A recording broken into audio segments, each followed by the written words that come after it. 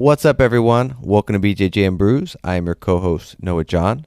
Before we get started with our guest, Alec Baulding, I want to give you an update on the podcast. We have a YouTube channel, so check us out on YouTube if you're into YouTube. We have all the podcast episodes backlogged in there, ready to go. So you can check out all the podcasts we've ever recorded right on our YouTube channel. And all new podcasts will be published on YouTube right along with the audio versions on all your favorite audio platforms.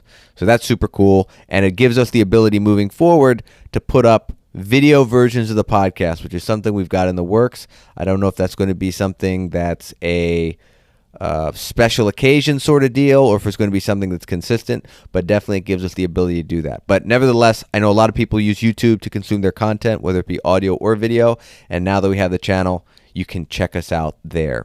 On social media, we are at BJJ and Brews on Instagram, on Facebook.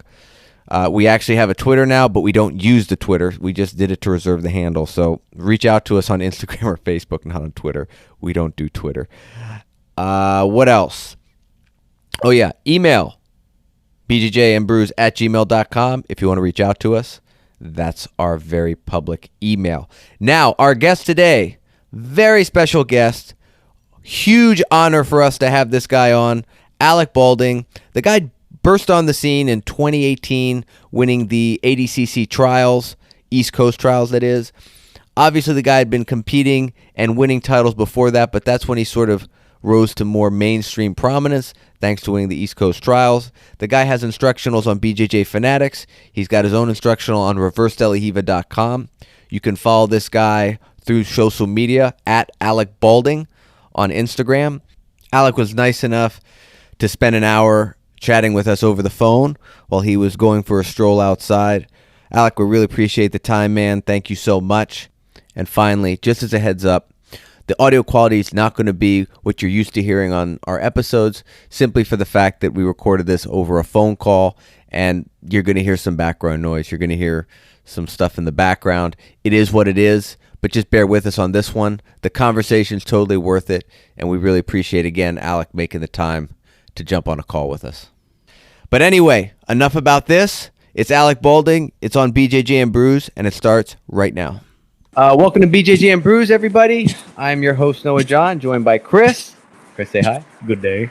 And today we are joined by Alec Baulding joins us. Alec, thanks for joining us, man. We really appreciate it. Hey, guys. Thanks for having me. Not much. We just finished Jiu-Jitsu class, and we're sitting here at Noah's place, got the setup going, and here we go. So thank you again for joining us, man. It's so awesome. It's an honor, a huge honor for me, for you to join us, especially being not only just a celebrity, but a little bit of like a local celebrity too. You were in Orlando for a little bit, right? Yeah, I was there. Man, time kind of flew by. I moved there right after ADCC, like in October. Like literally, I left the tournament and I moved to Orlando. And then I was there until like right before the quarantine hit. So. Oh wow! Yeah. And you were prior to that. Were you in? I had watched your pre-interview before ADCC. You were in Sweden at the time, or? Yeah. So I left Sweden right before ADCC, and then I just did like a training trip. I actually stopped in Orlando for a little bit.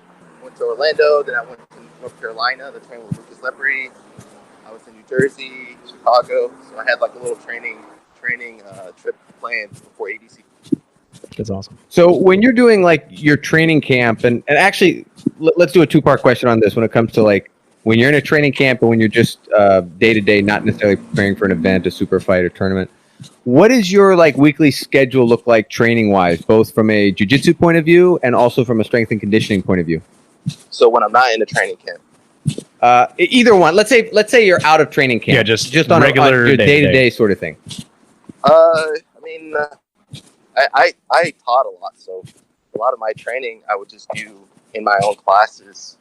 And when I lived in Sweden, I just taught mostly no-gi classes and kids classes. So I would just train with the students, and kind of the big benefit of being an instructor is that you can control the class.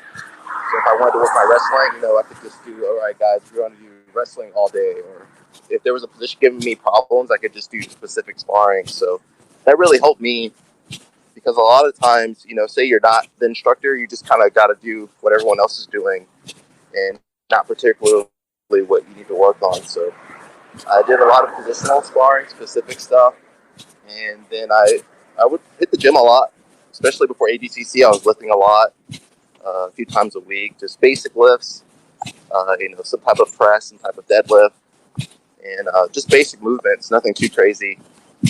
Like, how many hours a week were you spending in the gym?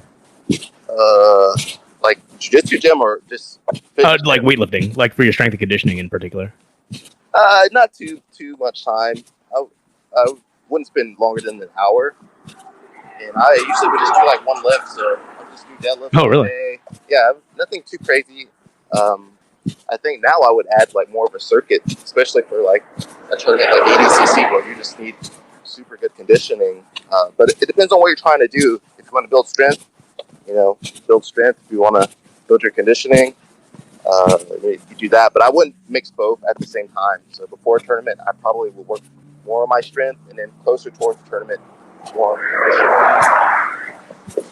That actually, you answered one of my questions I meant to ask you too. Is like, because you're literally like a world-class competitor, and while you're teaching, oftentimes, unless you, like you said, you went to the Carolinas, right, to do a camp with Lapri.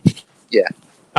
Like, how do you develop and hone your skills and work on things that you want to work on with students who are at a vastly lower skill level than you?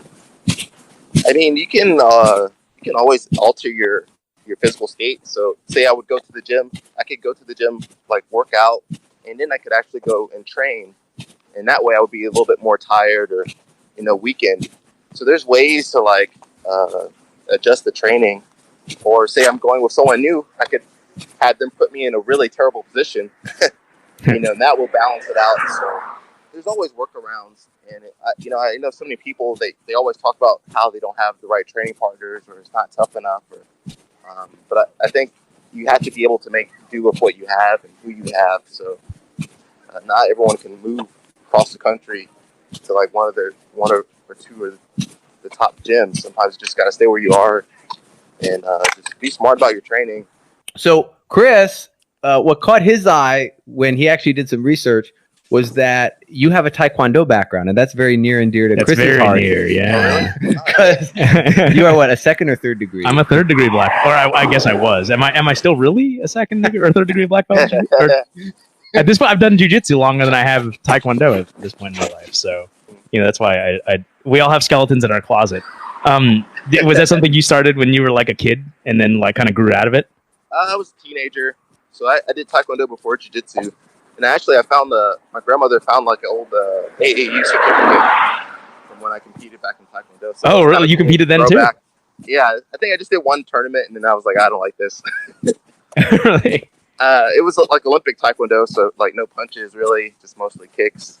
But I'm glad I found Taekwondo, because at the time Jiu-Jitsu wasn't super widespread, and I was a teenager. I didn't have a car or really a way to get around, so that was like my introductory to martial arts. So it could have been worse, Maybe I could have ended up at like an Aikido school or one of those cults or something. Do you so when you first started doing Taekwondo and now Jiu-Jitsu, like what has always sort of been your goal in training? Was it like I think a lot of times people join Jiu-Jitsu with like the idea of like, oh, I want to do, quote, UFC, and they get punched a couple times. They're like, fuck this. I want to do, I just want to grapple and stuff instead, because it's a lot more fun. Did you watch like Hoist and kind of fall in love with like just the idea of fighting, or did you get the idea of doing jiu-jitsu after that, and then just you fell into the whole competition system and that sort of thing? I think like my pursuit of training was always about like self-discipline. I always liked martial arts and what it kind of represented. And I didn't like team sports. I remember playing like pee-wee football, and I just hated it because, you can't control everything. You just, you're a part of a team. And I really just liked the whole, like, I just thought it was cool. Something I wanted to do. And I think once I did it, I was like, man, this is amazing, you know. So it wasn't like I wanted to fight or beat up anybody. I think I mostly wanted to do it just to, I mean, what else are you going to really find like self-discipline taught, you know? Just pretty much have to do a martial art. Really good. So you never had MMA in mind at all? I thought about doing it. I also did some striking outside of Taekwondo. Like I did some Muay Thai for a little bit. But I think I just really like Jiu-Jitsu. Alec, you there? I mean, it's hard enough by itself. It's like, man, I don't have time like to really pursue striking. Especially At what point? Oh, sorry. Go ahead. Competing in jiu-jitsu, like you know, when you start competing, usually you go all in, so you don't really have time to really like train anything else. When did you make that commitment, or when did you make that decision in your mind that you were like, you know, I want to go all in when it comes to competitive grappling and pursue this? Like what belt level, maybe? Hello? I mean, I was competing. Hello? Can you hear me? Yeah, we got you. Yeah, we can hear you. Okay, cool. I had been competing a lot, especially, I think I started competing super a lot in college. But it was like a few years. I think it wasn't until I got my black belt that I was like, okay, let me try and do this as a way of living. And because before it was just a hobby. It was just something I just really wanted to do, and I also happened to train at one of the best academies at that time. So you just had to compete. Like there was no real choice. Like when the instructor said, "Hey guys, let's go compete," everybody would go. So oh really? It wasn't until I think once I got my black belt, it's like you had to make that decision. Like, man, these guys are good. Like you can't half-ass this. Because I saw you went to college and got a degree in civil engineering, is it? Mathematics. Mathematics. So like, yeah. You decided to give up a career in that potentially and just pursue jiu-jitsu. I mean, was it? I mean, jiu-jitsu sounds way more fun than being an actuary. Yeah. I double majored in computer science and math. So on the math side, everyone said you can be an actuary. And I was like, okay. Wow, so exciting. So I didn't start jiu-jitsu at that point. I wasn't, I followed the UFC and MMA, but it was only until more recently did I get into jiu-jitsu. But if I knew about jiu-jitsu back then, I definitely would have made the same choice you did.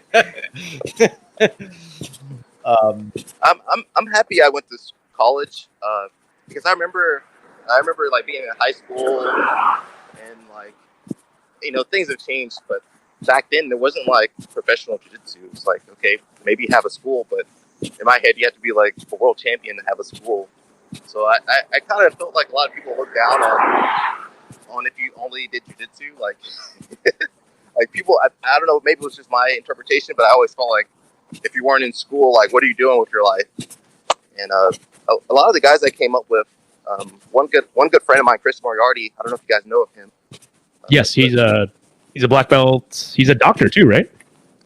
Yeah, but there was a point where he was just competing all the time, and then I think he came to that same kind of conclusion where he's like, "What am I doing with my life?" So I remember when he made that transition from being a competitor to like going to med school. I think that influenced me a lot too, seeing guys like him, and there's another guy, Ian McPherson. Like, all the guys I was training with were also in college, doing like these great things outside of the mat. So when before you devoted yourself full time to pursuing like a career in jiu-jitsu, how many hours a week were you on the mat?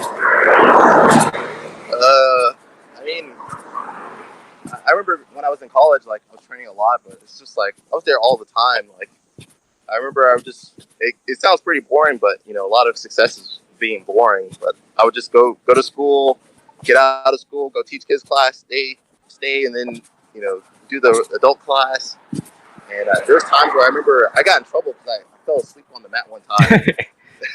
I had like all these exams or something, and I just got to the gym, taught a class, and I like passed out at the front door, at the front desk. And so I pretty much just lived at the gym. Like I just spent all my time there. And this is at Alliance in Atlanta, right? Yeah. So I think you have to do that. You have to go through that if you want to get really good. You just gotta, man, you gotta sleep on the mat, and it sucks. And it's not for everybody. That's interesting. I meant to ask you too. It's a part of one of the questions I had is like your mat presence and your ability to break down and teach is very good, exceptional. And I'm amazed that you give it away for free. That's how I discovered in the first place. I'm in the BJJ fanatics group on Facebook, and Oh, okay. and you offer a lot of really good free content. And you're an exceptional instructor. How long into your jiu-jitsu career, like, did you start teaching kids classes and just start to get into that like ecosystem of being a jiu-jitsu professional? I started teaching. I think I started teaching like kids classes. So I must have been like 17 or something. Just got in like a car, so I was teaching. And I remember I sucked at it for a good long time. It wasn't like, I think in my head I was like, man, as soon as I start teaching, I'm going to get better. And then it didn't work that way at all. But I think going to school helped me become a better teacher, especially like studying something like math, where you have to break down complex topics. And it just took a lot of time. And luckily, I was around really great instructors, so I could kind of pick up what they were doing, how they would explain details, how they would help people. And I think the most important part was just patience. How to like convey the information the best or as quickly as possible and as best as possible. And I think even just posting online, like I use that to help me become a better instructor. Like, how can I convey, this information in like 2 minutes? Most instructors, they throw an on and on. So I think posting online more helped me kind of clue into like the major details. Okay. And just how to like just explain techniques better, how to show the technique better. Even something as simple as adding like a little circle. Like, that sounds like the dumbest thing ever. But if I put a little circle where I want you to grab, and then people are like, oh, that's what I was supposed to do. So I think just a lot of patience. At what point did you start, I guess for lack of a better term, really trying to like brand yourself when it comes to the regular posting of instructional videos on Instagram and social media, that sort of thing? Was that a gradual thing? Is that something that you had picked up on from past experience? Like, what made you get consistent with putting out content to help grow your brand as both a grappler and an instructor? I think my defining moment, I've talked about this a few times, but I remember I won the ADCC Trials, East Coast Trials, and Flow Grappling. Like, they did like this little podcast about all the guys that won, and then, man, they just completely like they talked about everybody except for me. Like, they just kind of I didn't stand out to them, so they didn't even they couldn't remember my name or anything. So like, they talked about all the guys that won. So I think that was kind of a sore spot for me, and just realizing that if I want to make a name for myself, I have to do it. You can't wait on anyone. And with the technology now, you don't have to wait. Like, you can go out there now and promote yourself. And I wish more people would do that. There's so many good guys, like, they never post anything. They I don't know, like, hopefully, maybe they can win like a big tournament and have that kind of market for them. But it's so hard. It's so hard to stand out. It seems like the pathway now is a competitor has success as a competitor, winning a major tournament or placing in a major tournament, and then they leverage that to put out instructionals, to go on seminar tours. I think Lachlan Giles is like the classic example of that most recently, where it's like, here's a guy who obviously was very reputable in the space, but he had that breakout performance at ADCC this past year, and he immediately like he flew to New York and did his instructional like within a week. It's like strike when the iron's hot. So I think I can, like, the one thing I would say is, as a guy who has been doing this a lot less than you have, a lot less than Chris has, I've been doing it just coming up on 3 years now.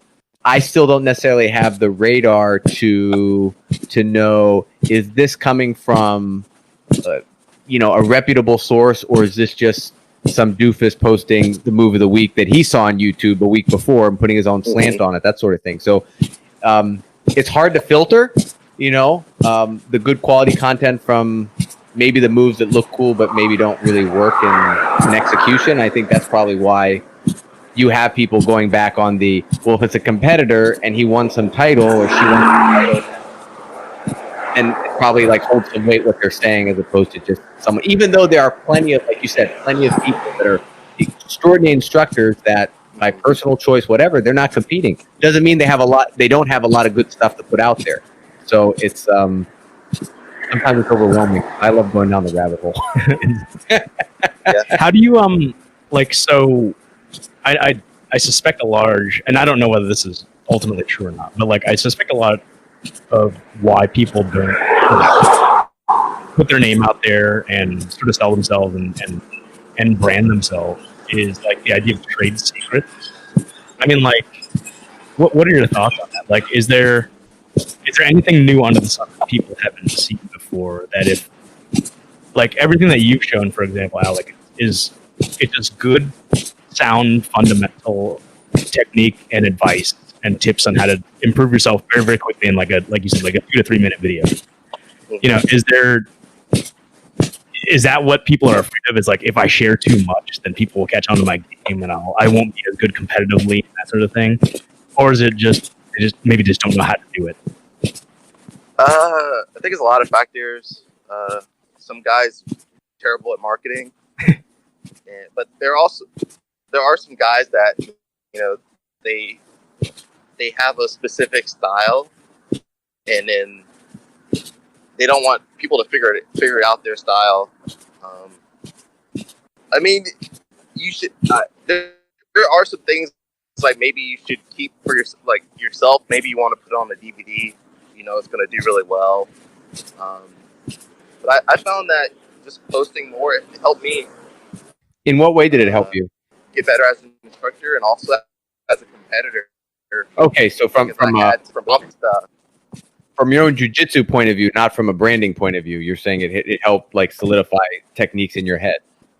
Yeah, I mean, I don't know if you guys ever posted on Reddit before, but it's like if you post something and like you don't have a good grasp of the technique, like people are gonna pick it apart, So like when you post something, it's like, okay, I know this move is gonna work. I've tested it.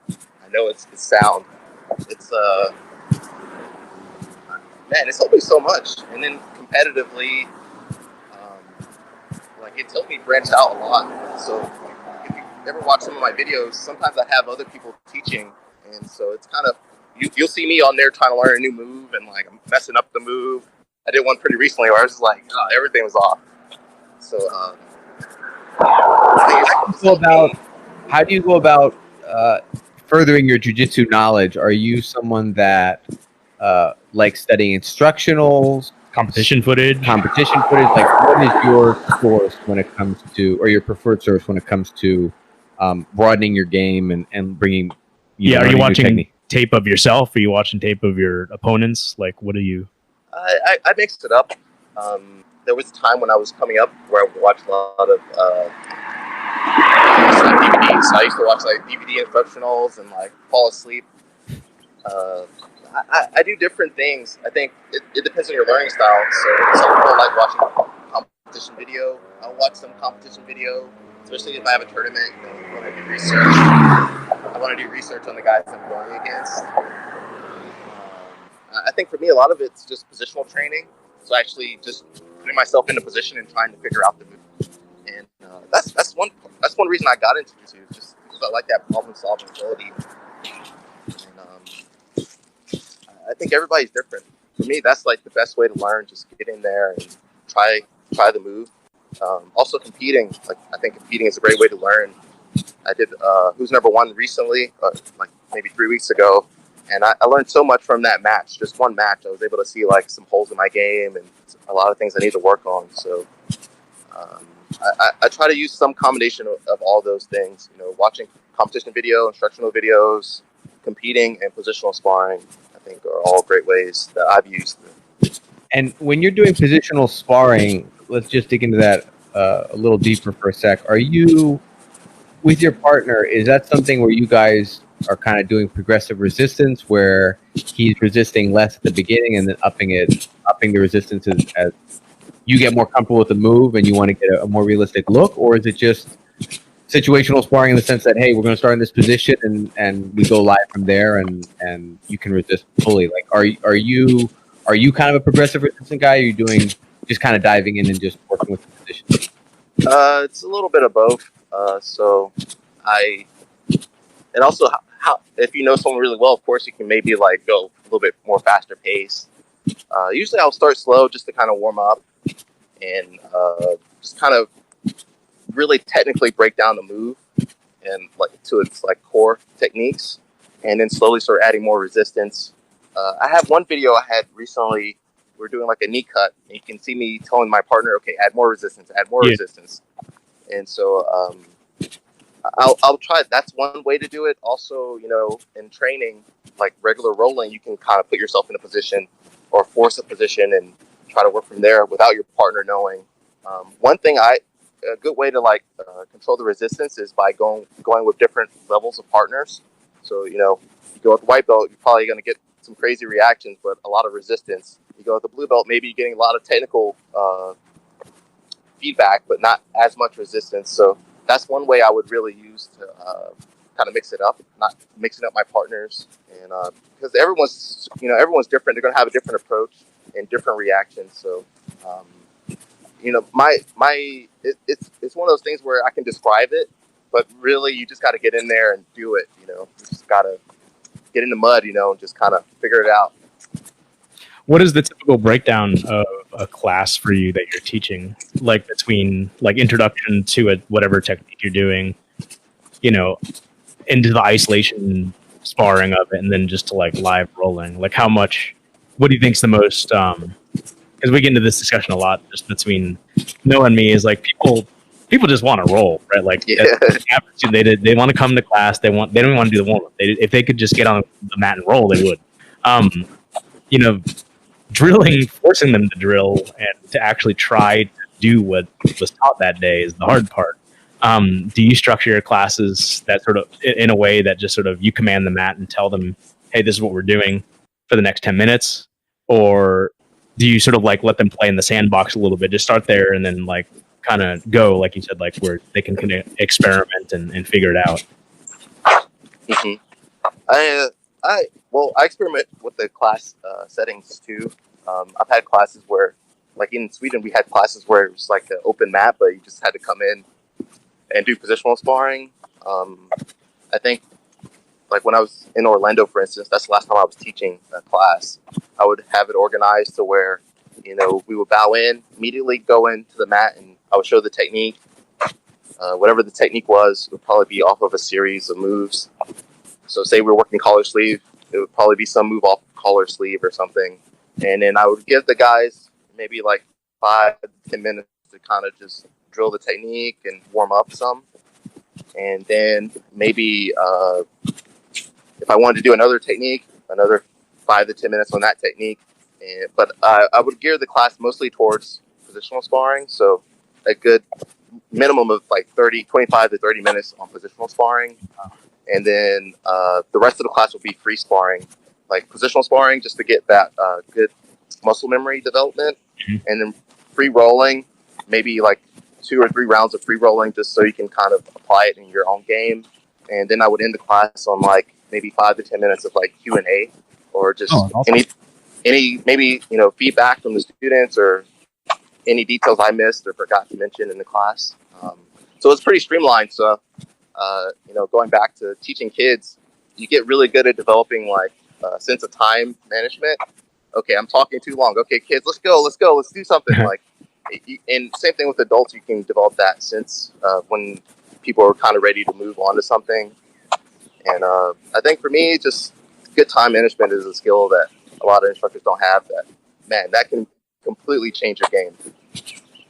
What do you do when it comes to situational sparring to keep it fresh and not stale for let's say your average student, like I said, we kind of concede here that it's like you've got the jiu-jitsu nerds that they're going to be fine. Like they're going to figure out a way to be interested and engaged. But we agree that kind of like a lot of people show up because they just basically want to do randori. When it comes to situational sparring, are there things that you do that you think are special to keep things fresh and keep those students engaged through that period before they get to the free sparring section? I think people like the positional sparring more because I can gear the positional sparring almost like a game in that, you know, instead of you getting your guard pass and then you're stuck on side mount getting crushed, it's like, okay, restart. And so we can gear it so you never get killed too badly. You can always, like, it's like a video game. You just restart the match, restart the game. And I think, the way the human brain is built, it's designed to solve problems. So, you know, if I put you in a position and you have to work out the solutions, I think a lot of times that kind of keeps your mind preoccupied, you know, instead of, I don't know if you guys have ever dealt with like white belts and they're like, what do I do? I don't know what to do. It's like, yes, the more freedom they have, the more questions they have. But like once you start limiting their options a little bit, then it's like a little bit more manageable. And I think that's a great way. That's how I introduce training to white belts. Like, all right, guys, we're going to start in close guard. You got this position. Okay, all you have to do is get out. And then that's simple. That's all they wanted. Okay, what do I do to get out? And that's all they have to focus on. So when it comes to that situational sparring, one other question. How long are your rounds? Are they 1 minute round, 30 seconds, 2 minutes? Like, what are the time intervals? Typically, like, say, some type of spider guard, for instance. Okay, the person on bottom is going to be working for maybe 5 minutes. And then during that 5 minutes, whatever happens, you know, maybe they sweep their partner or submit the partner. They just restart. And so it's not too long of an interval. It's just enough time for you to work. And then we'll have maybe those guys switch. So the guy that was on bottom goes on top. And so you're getting not only the bottom experience, but also the top experience. Mm-hmm. So it's pretty comprehensive. But you understand like how to attack and also how to defend. Yes. So what you're doing is, just to kind of restate what you said, you're simplifying the objectives so that instead of being a role where they're, like you said, limitless options that can overwhelm, you know, even a colored belt in terms of what to do, it's, hey, we're going to start in this position. If a sweep occurs or someone breaks the position, reset. And basically you're making that the objective of, you know, the guy on top's trying to pass spider guard, collar sleeve spider, fine. The guy on bottom is trying to do a sweep. And that's it. If one of those two things happens, reset, and it keeps things kind of more just simpler and more straightforward so that people know exactly what their objectives are. So you're basically reducing the objectives to 1 or 2 for each person. Is that fair to say? Yeah, essentially. And then, you know, you could build a whole game off of like doing different positions.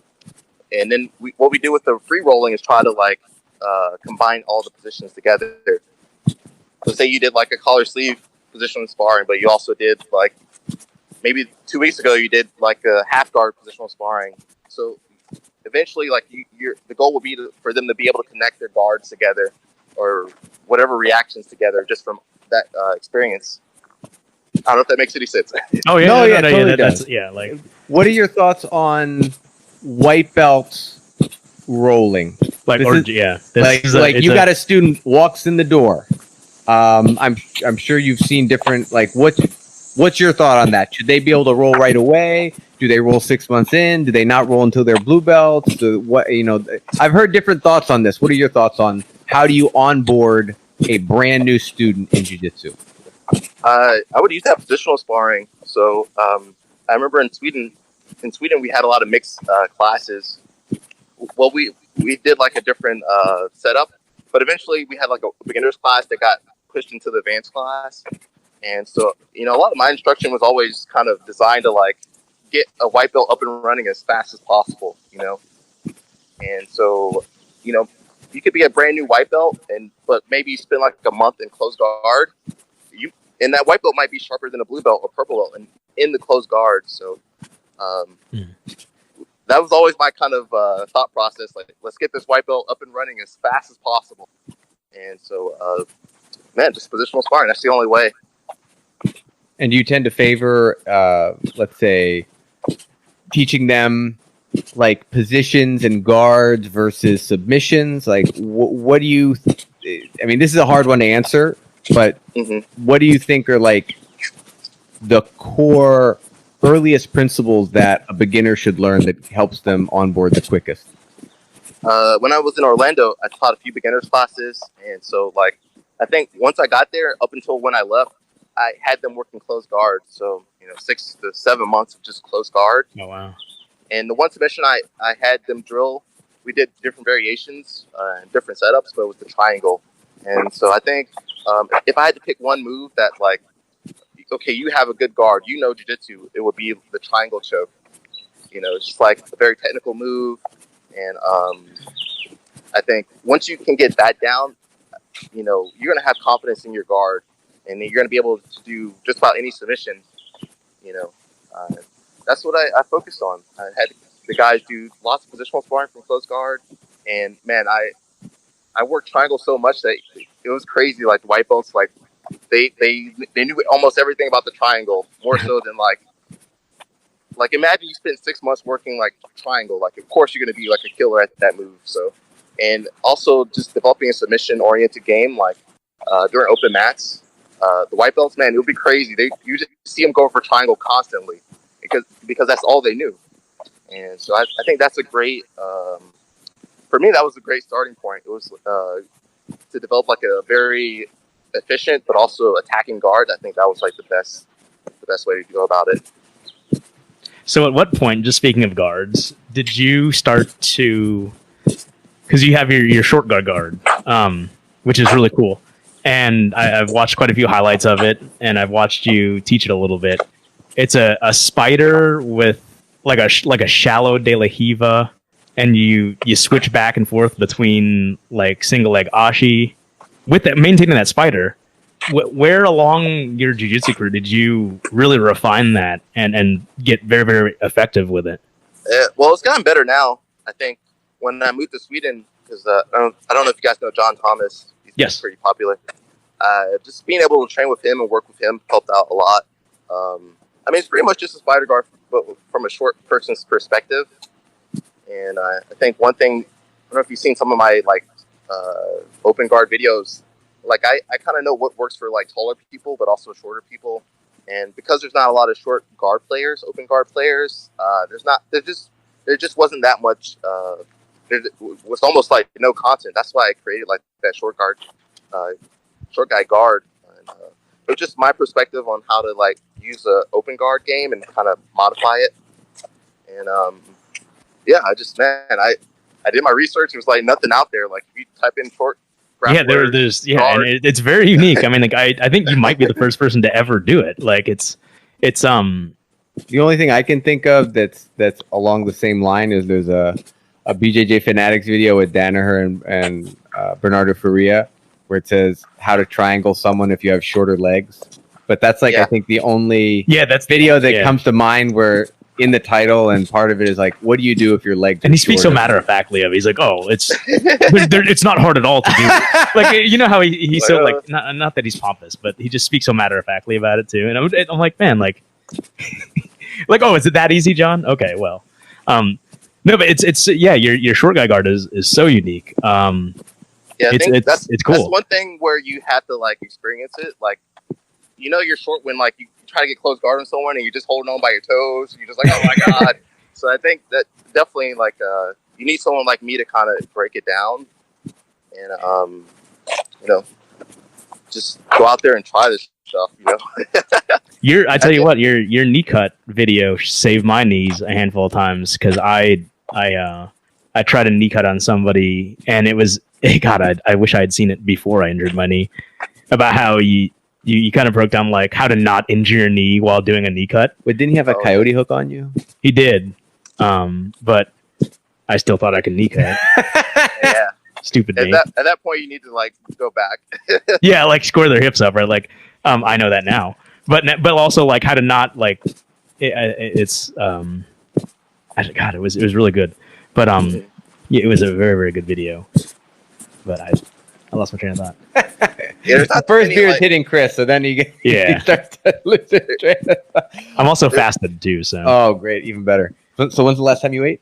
I ate last night. So Alec, one of my telltale funny things is I have a really hard time eating before jiu-jitsu. okay. I can't do it. I don't know what it is. Like maybe I have a super slow digestive system or something. But if I eat within 2 hours before class, Yeah. like, I can't train. Like I just Yeah, don't. yeah. So like our jiu-jitsu class on Saturday morning is at 11 o'clock.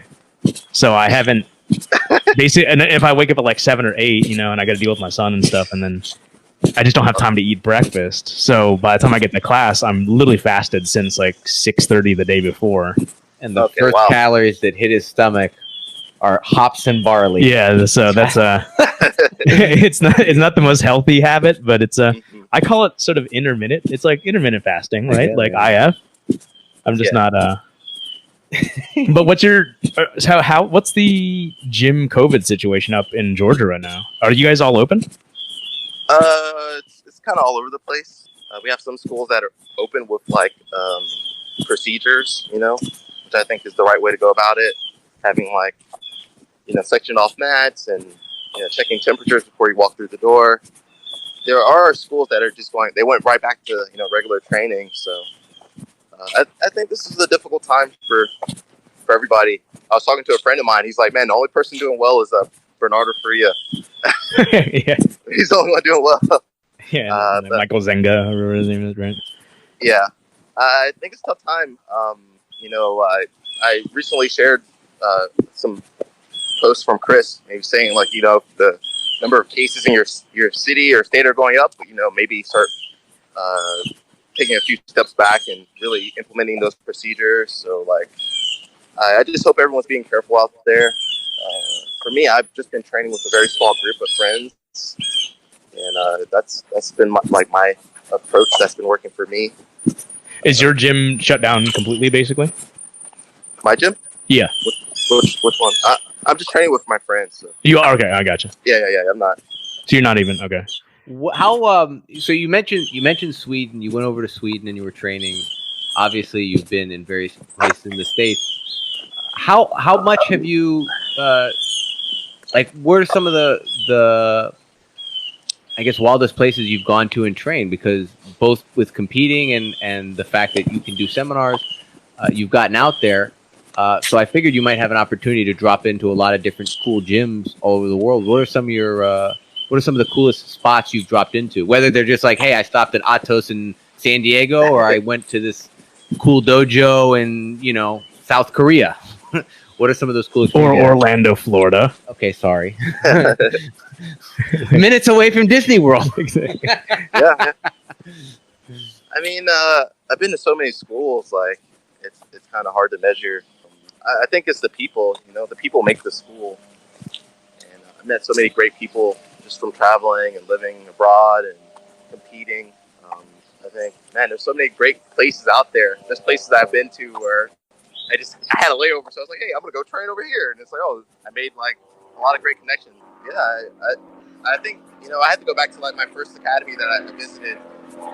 There's a plane flying over me, so. Oh yeah, you're okay. We can still hear you. I think I had to go back to my first academy that I trained at. It was a little school in Marietta, Georgia.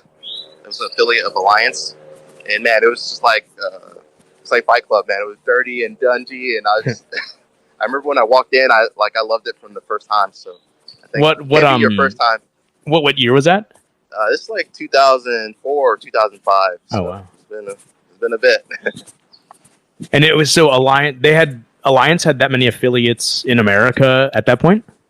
It was run by the first American black belt under Jacare.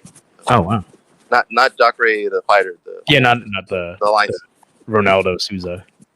So I just got lucky. There was a school that opened up close enough to where I could take a bus halfway across the county or whatever, and I just got lucky, man.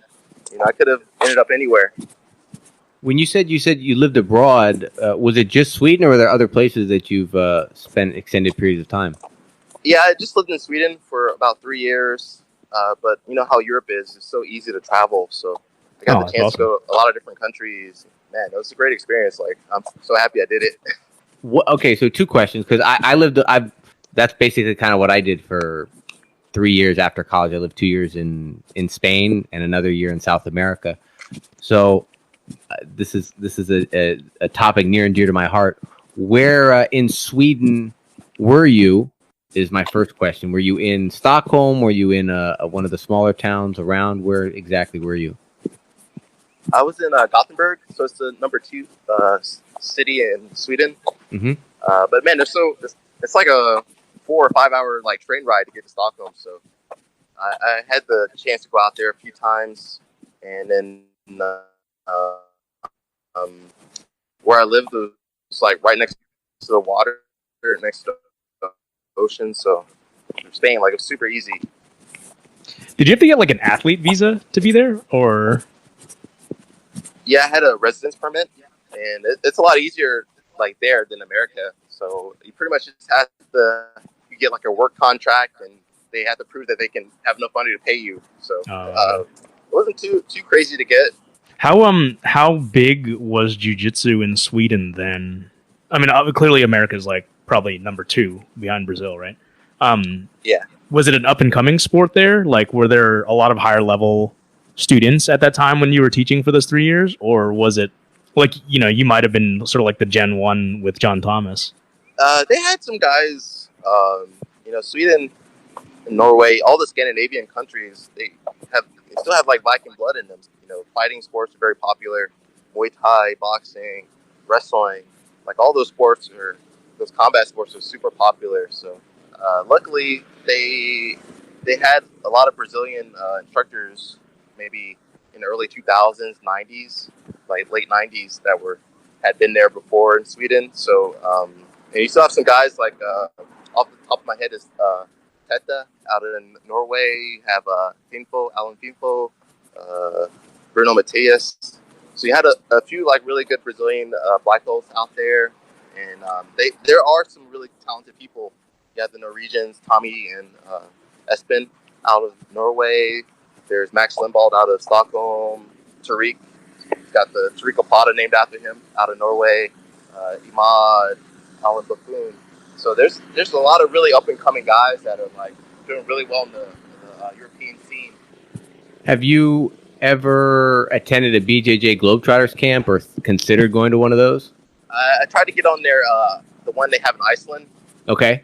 But they were like, I've got enough people, so it didn't work out. I have done a camp out in Stockholm, and man, we had like 500 people or something. I don't know how many people. It was something insane. And like, I was teaching nogi. The nogi, nobody wanted to do nogi, but like the gi classes would be like packed from the floor to the ceiling. Like, just there was no space to roll. I have a few videos maybe I can send to you guys, but like, it was insane. That's crazy, because I feel like nogi is like, isn't that the thing now? It's the thing now. At least, so it's funny that you mentioned the Iceland camp, because I attended the Iceland camp last year, and it was a lot of fun. And the gym, Mjolnir, is a phenomenal facility. Mm-hmm. So that just in and of itself to see and train there is just it's worth seeing. And the country obviously is super beautiful. But I found that when they did the open mats, which were every day, and they were for 3 hours, if not 4. More people tended to be up for doing no-gi than gi. And I don't know if that's just because it's easier to travel with no-gi stuff, or if that's just what's in style now.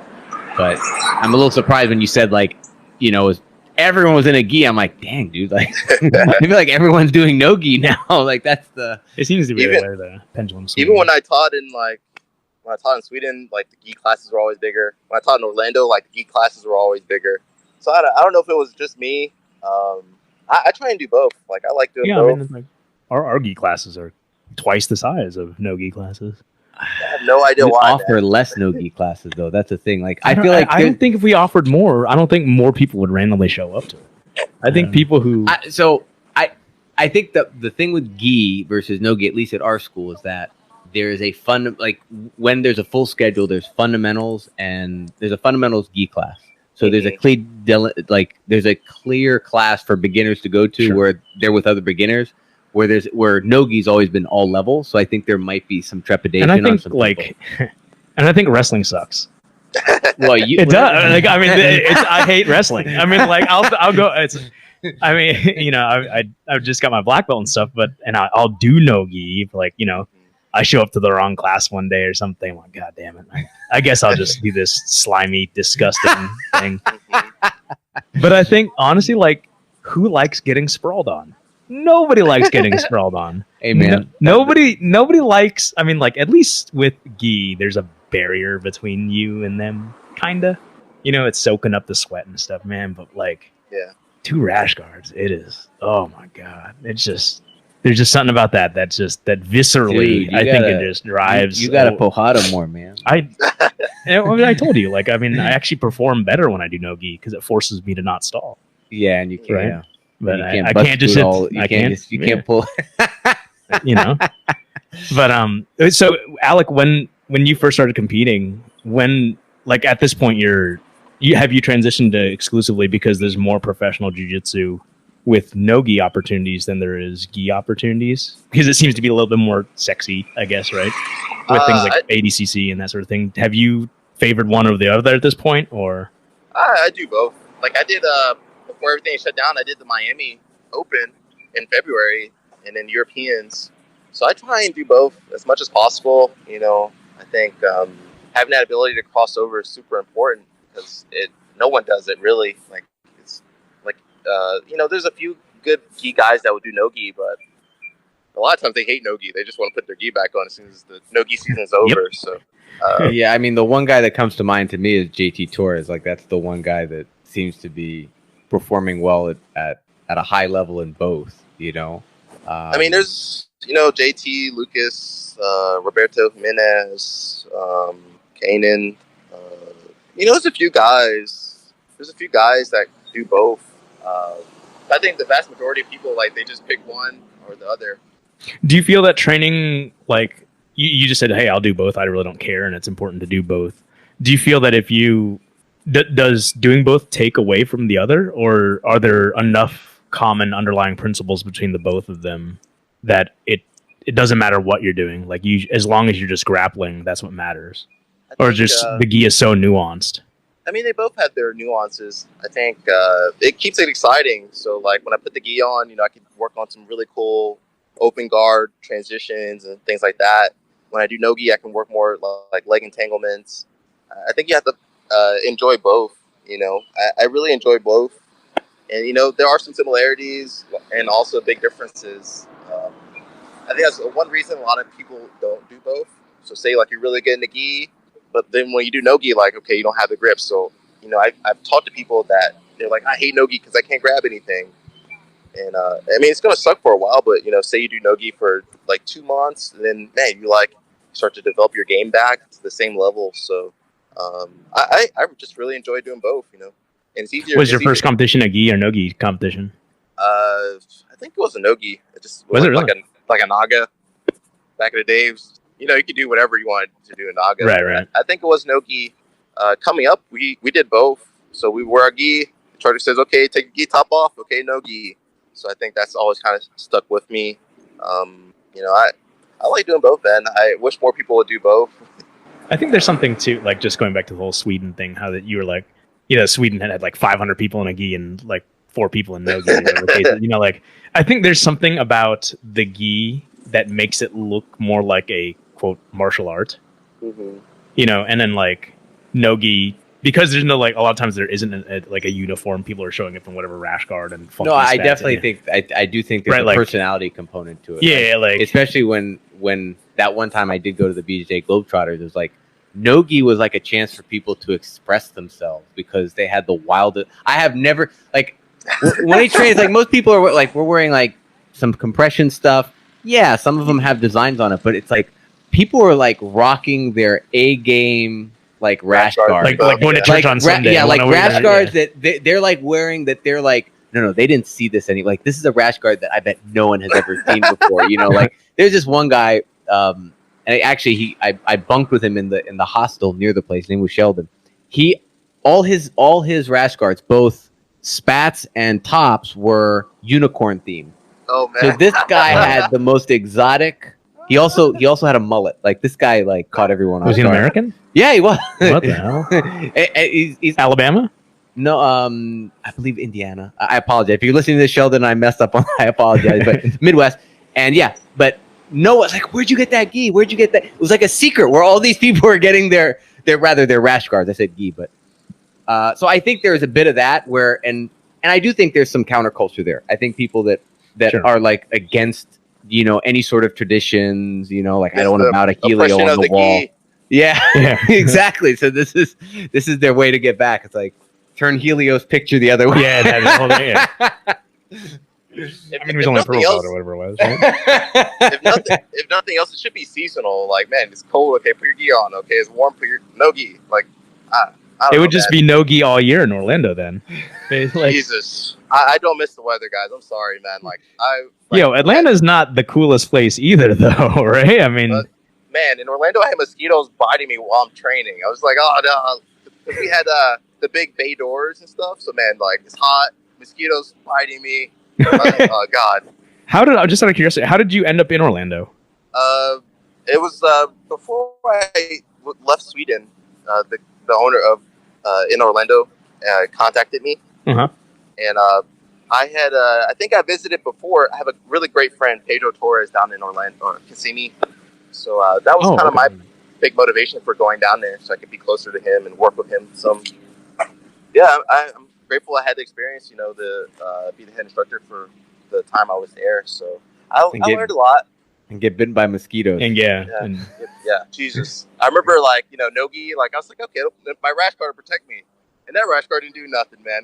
Oh no. No, man. They get through that shit. They find those thin areas. I grew up in the Northeast where it was, the bugs were so bad that you actually said there's a bug season, which was like late spring, early summer. The mosquitoes would come out and it was bad, man. And Oh, Jesus. yeah, it's like they'd always bite you around like your ankles where your socks are and stuff. And it's just, It's nowhere near that bad in Atlanta, dude. Like, I can go outside and I'm not going to die. It's like, that's good. I mean, you do die down here. It is terrible. I mean, like just walking from the car to here, I was like, oh. Were you? How humid is it in Atlanta compared to Orlando? I'm not sure if it's more humid. Yeah, it might be pretty equal. I'm not exactly how it works out. Okay. The thing about Atlanta, man, I'm not trying to be critical because basically I'm going to be critical about Atlanta. The one thing about Atlanta that overwhelmed me was driving into the city. Oh, and God, this was like 10 years ago. So God knows what it's like now. And it's like 6 lanes on one side, 6 lanes on the other side. And I'm like, how do I get to the exit I want to get to? I've never seen highways that wide before. I feel like you guys have the widest highways in any part of the country. It was ridiculous. You've never been in California. No, I haven't been to California. Okay, California's out of control. Okay. It's like the on ramp is an off ramp for like. I'm like, what am I doing here? Like, yeah, we have like a few left turns off the highway, so you're just like, how am I supposed to get over? Like, it's rough, man. It's rough. Oh, that's crazy. So what are your plans now? I mean, yeah, it's a tough question, right? Because everyone had plans for 2020, and obviously a lot of stuff's going down this year. Yeah, is ADCC coronavirus and gonna stuff happen again? Yeah, like what? Given all that's happened and stuff, what are your plans, if you have any, that are any sort of clarity given the circumstances for the rest of the year? Like, what are you trying to get accomplished, basically? I think for me, my biggest goal is going to be the ADCC Trials. So hopefully they're going to keep having that on in November. And there's also like an Abu Dhabi thing in Miami, like in September. So I think that's, as far as my tournaments, those are like the ones I have on my schedule. Otherwise, where are the trials being held this year? New Jersey. So okay. We'll see how that happens, if that happens. Well, at this rate, they'll move them to Florida. Yeah, exactly. Unless they everything happens. Florida. We are the fight island, so they don't Except care. we're not. No. Well, listen, dude, it's been an hour. Before we let you go, any shout outs, plugs you want to make? I mean, the floor is yours. I think shout outs to my friends that have helped me keep training. Jeff Cummings, Austin, Cedone. It doesn't take very much to stay sharp, but those guys help me, especially like with Who's Number One, staying ready, So thank you guys. You guys want to support me? I have my Keeping the Guard with BJJ Fanatics. I also released like a solo instructional called, doesn't have a name, it's called Reverse De La Hiva. And you can find it at reversedelahiva.com. So it was kind of my first attempt at making an instructional video. So it's not the best, but it's not the worst. So wait a minute, I got to interrupt you. You actually were able to get the domain name. Yeah, how did you score that? Like, yeah. as De La Hiva's just like kicking himself right now. Like, how did this guy get it? That's my name. That's great. That's awesome. Wow. Congratulations. That's awesome. Yeah. Any other? Sorry, I just had to I had to point that out because that kind of thing always catches me. So BJJ Fanatics, reversedelahiva.com. Any other plugs? I have a new project coming out with BJJ Fanatics. So hopefully next few weeks I haven't worked on it, but it's going to be set in motion pretty soon. So just be on the lookout for some new projects for me. Awesome. And best way to follow me is just online, guys. I'm everywhere posting. So yeah, man, thank you guys for the support. Hey, man, we really appreciate it. It's been a great time, and yeah, we hope to do it again sometime. Yeah, for sure. If you'll, these two idiots decide to call on you again, hopefully you won't be, But we appreciate the time, man. Best of luck with everything this year, and best of luck with your training, getting ready for those two tournaments. We'll definitely be rooting for you when you enter both of them. Thank you. And there you have it, Alec Baulding on BJJ and Brews. Alec, thanks again for making the time. We really sincerely appreciate it. Guys, Alec Baulding, check him out. He's on social media at Alec Baulding. He's got a bunch of awesome instructional short videos on Instagram to check out. Techniques that range on everything. Short guy guard, collar sleeve, all this cool stuff. He's constantly putting out content. So if you want to go down a rabbit hole of just seeing cool techniques, Alec Baulding's a great place to start. So check out his social media, Instagram at Alec Baulding. Also, as he mentioned, BJJ Fanatics. He's got multiple instructionals up there. If you're into that, check him out, Alec Baulding at BJJ Fanatics. And then finally, you've got his own instructional on reversedelahiva.com. Again, I still can't believe he got the domain, but he's got it. So check out reversedelahiva.com for more content from Alec if that's something you're interested in. And of course, you can follow him. He's a competitive grappler. You can find a lot of his matches online on YouTube, on Flow Grappling, wherever you like to find grappling matches. Check it out. As he said, he's looking to compete in 2 upcoming events. Obviously, 2020 has been a wild year to say the least. So if those events go on, look for him in those events. If not, like everything, we'll play it by ear because we're just trying to open things up and get as much jiu-jitsu happening in the world as soon as we can, but we got to do it safely. So anyway, that's our show.